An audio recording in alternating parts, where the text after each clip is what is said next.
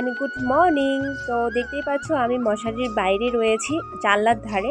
তো আজকে আমি ব্লগ শ্যুট করব। তো ভাবছি যে আজকে একটু তাড়াতাড়ি ওঠা যাক। কালকে রাত্রে এটা ভেবে রেখেছি যে কালকে সকালবেলা খুব তাড়াতাড়ি উঠবো, উঠে ব্লগ শ্যুট করব। ব্লগ শ্যুট করা মানে আমার কাছে স্ট্রাগলের থেকে কম কিছু নয়।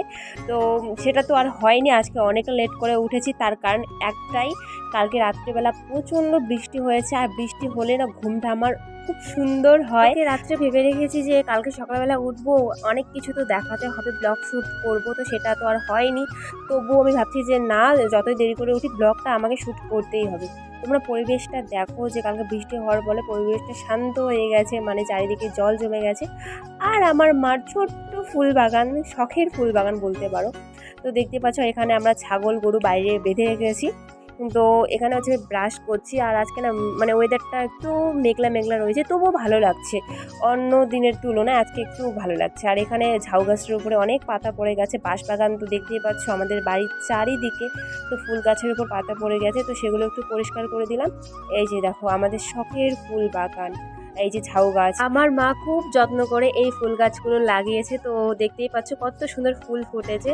আর কালকে বৃষ্টির ফলে দেখো ফুলগুলো কত সুন্দর লাগছে।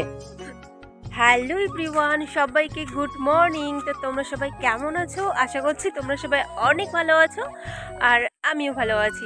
তো বেশ কিছুদিন পর আমি একটা ডেলি ব্লগ তোমাদের শেয়ার করছি। আমি না কালকে রাত্রের থেকে ভেবে রেখেছি যে আজকে একটু তাড়াতাড়ি উঠবো, উঠে ব্লগটা আমি শুরু করব। কিন্তু সেটা হলো না, কারণ কালকে রাত্রে প্রচণ্ড ঝড় বৃষ্টি হয়েছে। সে কারণে আজকে উঠতে একটু দেরি হয়ে গেছে। তার কারণ কালকে রাত্রে প্রচণ্ড ঘুম হয়েছে আমার, আর ঝড় বৃষ্টি হলে আমার প্রচণ্ড ঘুম হয়। তো দেখতে পাচ্ছ এটা হচ্ছে আমাদের বাড়ির বাইরে। আর কালকে ঝড় বৃষ্টির ফলে দেখতে পাচ্ছ আমাদের এদিকে মানে পরিবেশটা কীরকম হয়ে গেছে। দেখো পিছনে দেখো জল জমে গেছে। ওই যে পিছনে যে মাঠটা দেখতে পাচ্ছ ওটা আমাদের, ওটা জল জমে গেছে। মানে পরিবেশটা একদম অন্যরকম হয়ে গেছে। তো ভাবছি না, আমার তো এক্সাম নেই, একদম এক্সাম আছে আমার 11 তারিখ, তার মাঝখানে কোনো এক্সাম নেই। আজকে হচ্ছে 9 তারিখ, আজকে নেই, কাল নেই, একদম পরশু এক্সাম আছে। তো আর এখানে আমি তোমাদের আর একটা কথা শেয়ার করি, আমার কিন্তু শরীর ভীষণ খারাপ, আমার শরীর একদম ভালো নেই। দিনের বেলা ঠিক আছি, রাত যখন হয়ে যায় তখন আমার জ্বর চলে আসে। আমি মেডিসিন খাই, খেলে কমে যায়, আবার যখন রাত হয় আবার জ্বরটা চলে আসে। এটা আমার বেশ কয়েকদিন ধরে হয়ে আসছে। তোমরা হয়তো মানে ভিডিওতে কিছু বুঝতে পারছো না, মানে আমার শরীরটা ভীষণ খারাপ যাচ্ছে। তো যাই হোক, তো তোমরা ভিডিওটা দেখতে থাকো। তো এখন আমি হচ্ছে মুখ ধোবো, তারপর ব্রেকফাস্ট করব। আর একটা কথা বলি, তোমরা ব্যাকগ্রাউন্ডে কত সুন্দর পাখির আওয়াজ পাচ্ছ না? এটা কিন্তু আমার ভীষণ লাগে এই বিষয়টা। গ্রামে থাকার একটা মজার বিষয় এটা, যে কত সুন্দর পাখির আওয়াজ, পশু পাখির আওয়াজ, আবহাওয়া, সব কিছু ন্যাচারাল, একদম কত সুন্দর হাওয়া হয়। তো দেখতেই পাচ্ছ এখানে আমি মাকে খুঁজতে যাচ্ছি। তোমরা একটা জিনিস কমেন্ট করে জানিও তো, তোমাদের গ্রাম ভালো লাগে নাকি শহর? আমি গ্রামে থাকি, আমি তো ভীষণ গর্ববোধ করি যে আমি গ্রামে থাকি। আর এখানে দেখো জেঠুর বাড়ির সামনে কত বড় বড় গোলাপ ফুটেছে। আর কালকে বৃষ্টির ফলে গোলাপের ওপরে দেখো জল জমে গেছে। আর আমি গোলাপটাকে নাড়াচ্ছি, আর আমার কত সুন্দর হাতে জল পড়ছে। খুব সুন্দরভাবে গোলাপটা ফুটে রয়েছে। তো তারপর ওখানেও আমি জেঠুর বাড়ির ওদিকে গেলাম, মাকে খুঁজে পেলাম না। তারপর রাস্তার দিকে এসেছি, এখানে আমি মাকে খুঁজে পেলাম। আর মা এসেছে ছাগলের জন্য পাতা তুলতে, এই যে দেখতেই পাচ্ছ।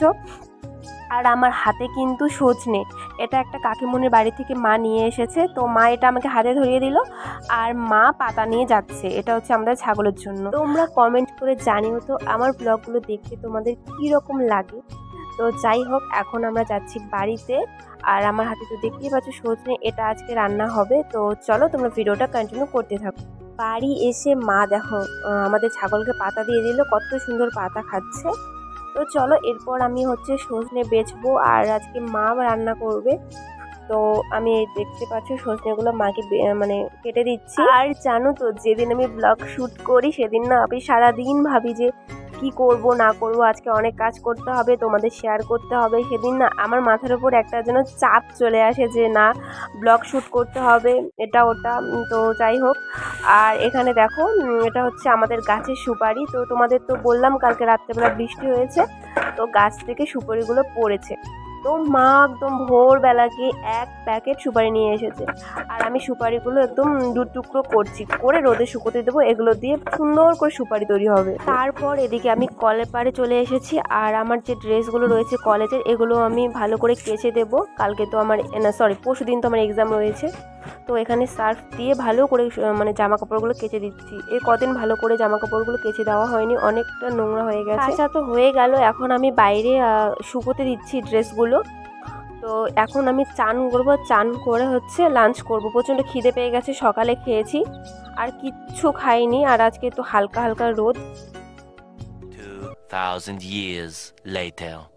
এই দেখো আমার লাঞ্চ থালি, অনেক সিম্পল আজকে লাঞ্চে রয়েছে। সজনে আলু দিয়ে একটা সবজি, আর মাছ ভাজি, আর লবণ, আর একটা কাঁচা লঙ্কা। তো এটাই আজকে আমার লাঞ্চ থালি। তো এটাই আমি খাচ্ছি, দেখতেই পাচ্ছ আমার খুব খিদে পেয়ে গেছে। 2000 years later. খাওয়া দাওয়া করে আমি একটু রেস্ট নিয়েছি, তারপরে আর কোনো ভিডিও রেকর্ড করিনি, কারণ প্রচণ্ড শরীরটা টায়ার্ড লাগছে, একটু শুয়েছিলাম। তারপরে ঘুম থেকে উঠে দেখতেই পাচ্ছ বিকেল হয়ে গেছে, বারান্দা ঘর ঝাড় দিয়ে নিচ্ছি। মা বাড়িতে নেই, দিদি এসেছিলো আমাদের বাড়িতে, সবাই মিলে বাজারে গেল। তো আর এখানে আমি ঘর বারান্দা ভালো করে ঝাড় দিয়ে নিচ্ছি। মা বলে গেছিলো যে পরিষ্কার করে রাখবি, হঠাৎ করে যদি কেউ আসে আর যদি নোংরা থাকে মানে কীরকম একটা লাগবে। তো এখানে ঘর আর বারান্দা ঝাড় দেওয়া হয়ে গেছে, আর এখানে আমি হচ্ছে সিঁড়িগুলো ঝাড় দিয়ে নিচ্ছি।